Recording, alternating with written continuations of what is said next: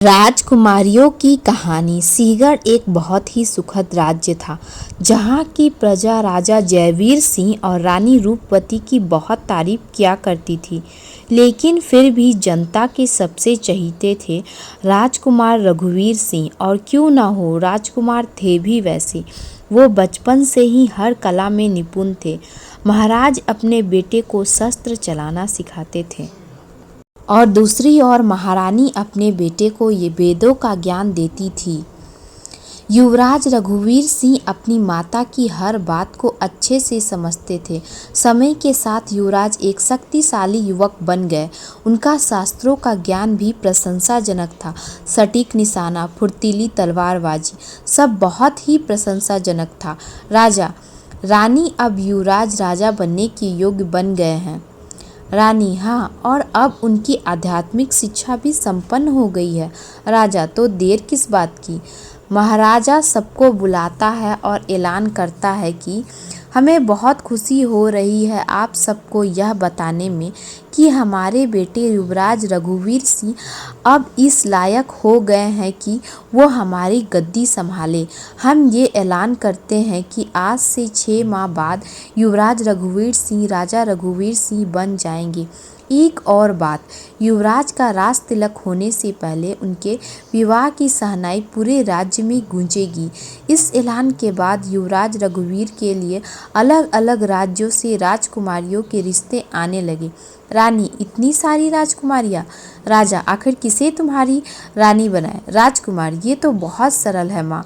आप सभी राजकुमारियों को यहाँ बुलाइए और उनकी परीक्षा लीजिए, और जो उनमें से आपको भा जाए उसे ही रानी बना दीजिए। रानी, सुझाव तो बहुत अच्छा है।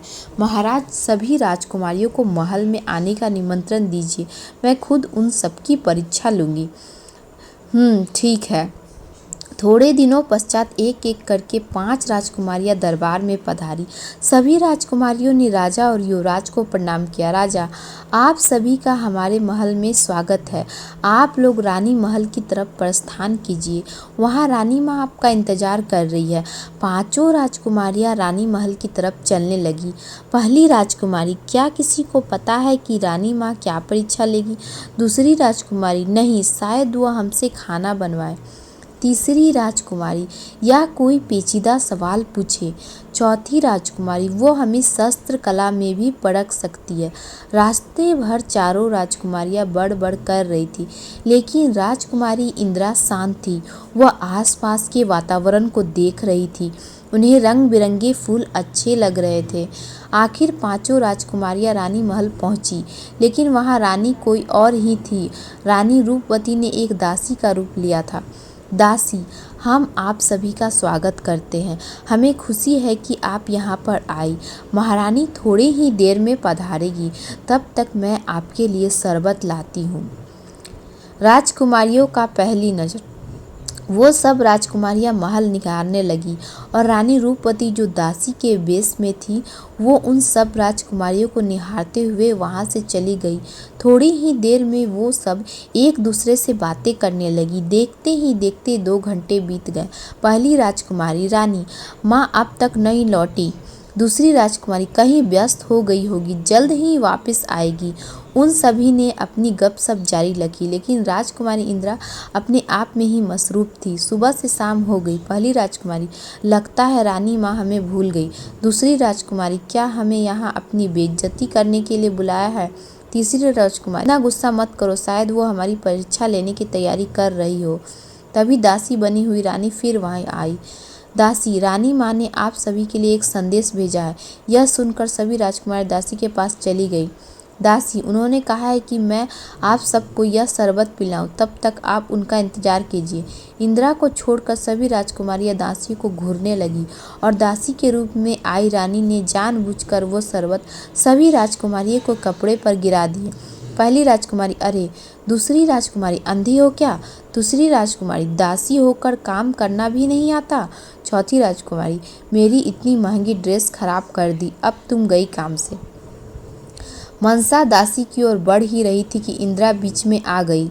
इंदिरा, रुक जाओ मनसा, उन्होंने यह जानबूझकर नहीं किया, गलती से हुआ होगा।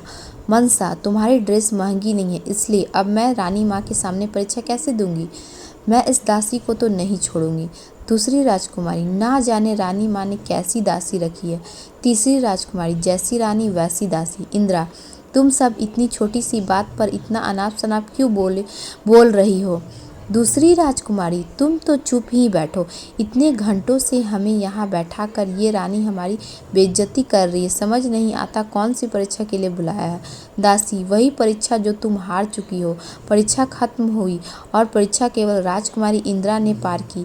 तुम सब की सब बहुत सुंदर हो, लेकिन रानी बनने के लिए दिल भी बड़ा होना चाहिए, सिर्फ सौंदर्य नहीं। मैं रानी रूपवती हूँ और मैंने अपनी बहू चुन ली है। राजकुमारी इंदिरा बनेगी मेरे बेटे रघुवीर सिंह की पत्नी। आप सब अपने अपने घर वापस जा सकती है। चारों राजकुमारियों का मुंह छोटा हो गया और वो वहाँ से चली गई। रानी रूपवती ने अपनी होने वाली बहू को सोने का हार पहनाया और अपनी बहू के साथ ढेर सारे तोहफे भी भेजे।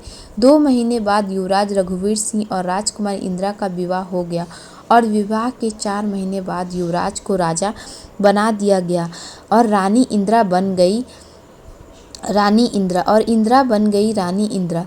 राजा रघुवीर सिंह और इंदिरा इंदिरा को पाकर उनकी प्रजा बहुत खुश थी, क्योंकि वो दोनों राजा जयवीर सिंह और रानी रूपवती के प्रतिबिंब थे।